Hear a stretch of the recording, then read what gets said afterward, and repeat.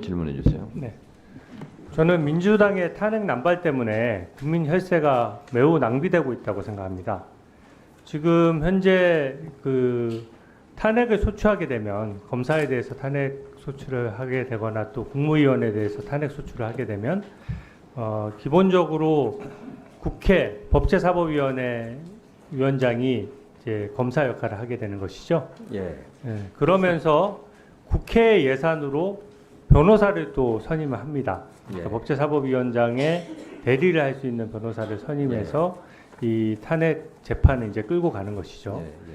보니까 작년에 이미 2023년도에 이 국회 예산으로 1억 원 가까이 조금 넘게 예산이 쓰였고요. 지금 올해만 벌써 5천 몇백만 원 정도 예산이 쓰였습니다. 그리고 이뿐만 아닙니다. 지금 탄핵을 하겠다고 해서 이제 검사 4명에 대해서 탄핵 관련된 청문회를 하다 보니까 지금 국민 혈세로 세비를 받고 있는 이 법사위원들 20여 명 되는 분들이 지금 다른 민생 관련된 일을 못하면서 여기 청문회에 또 하루 종일 매여 있게 되는 것이죠. 그리고 탄핵 소추를 당하는 검사 입장에서는 이게 지금 직무가 정지되면서 월급은 월급대로 국민 혈세로 또 지급되면서 월급에 따른 일은 전혀 하지 못하도록 되어 있습니다. 또 개인적으로 보더라도 탄핵 소추 당한 검사 입장에서는 또 본인이 개인 비용으로 변호사를 선임을 해야 돼요.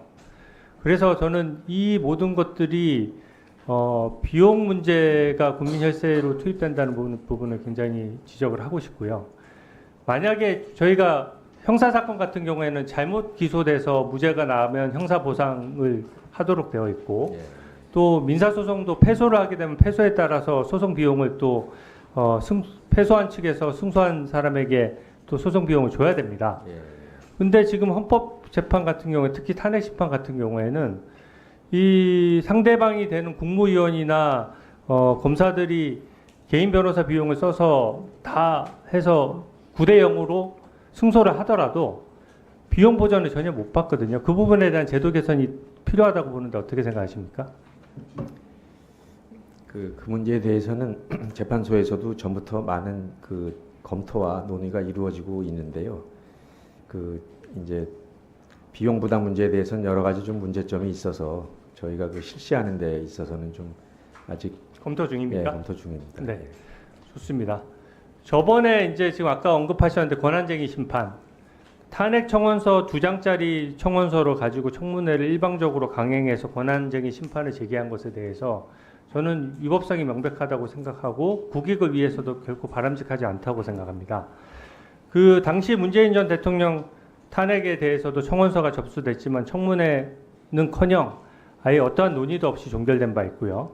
현재 이번 22대 국회에서도 지금 현재 법사위에 민주당 해산 심판에 대한 청원이 계류 중에 있지만 지금 청문회 안 열고 있죠. 그래서 지금 이 부분은 문제가 있다고 보고 지금 헌법재판소에 저희가 권한쟁의 심판을 청구한 상태입니다. 알고 계시죠? 예.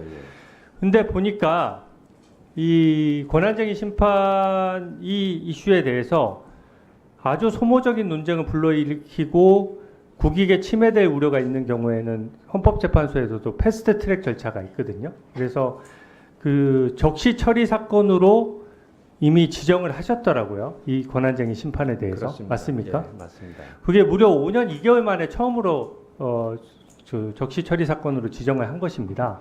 그래서 이번 법사위의 탄핵 청원 관련된 청문회의 위법성을 가려줘야 지금 야당에서 일방적으로 밀어붙이는 탄핵 남발을 저는 막을 수 있다라고 생각하거든요.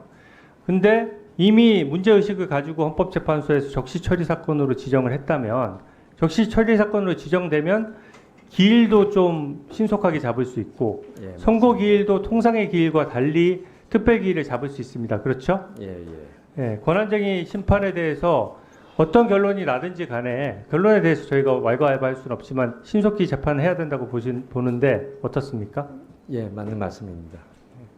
그리고 효력정지 가처분은 법률에 규정돼 있는데 지금 한 번도 헌정사상 이 제대로 그 전에 결론이 난 적이 없어요. 저는 물론 헌법재판소의 현재 업무 부담이나 이런 인력 예산 문제 때문에 그렇다고 생각하지만 효력정지 가처분을 딱딱 적시해 줘야 이런 것도 남발하는 걸 막을 수 있거든요. 그 부분은 어떻게 생각하십니까?